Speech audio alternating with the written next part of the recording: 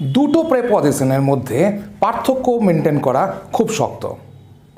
একটা হচ্ছে ডিউরিং আর একটা হচ্ছে ওয়াইল। একটা সিম্পল একটা এক্সাম্পল বা সিম্পল একটা ধারণা দিচ্ছি, যেটা আজকের পর তোমাদের কোনো দিন প্রবলেম হবে না। ডিউরিং হচ্ছে কোনো একটা কাজের শুরু থেকে এবং শেষ জাস্ট ওই সময়ের মধ্যে কোনো একটা ঘটনা ঘটেছিল, সেটা হচ্ছে ডিউরিং।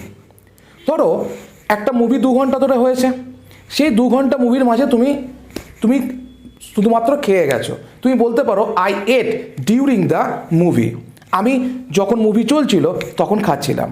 আমি যদি বলি the child has been crying during the morning, অর্থাৎ সকালে যতটা অংশ সবটাই একটা চাইল্ড কেঁদে গেছে বা বেবিটা কেঁদে গেছে। আর ওয়াইল কখন? ওয়াইল ডিনোট সাইমালটেনিয়াস অ্যাকশনস, যখন দুটো ঘটনা একসাথে ঘটবে তখন হচ্ছে ওয়াইল। যেমন আমি যদি বলি the bell rang while I was taking bath, আমি যখন স্নান করছিলাম তখন বেলটা বেজেছে।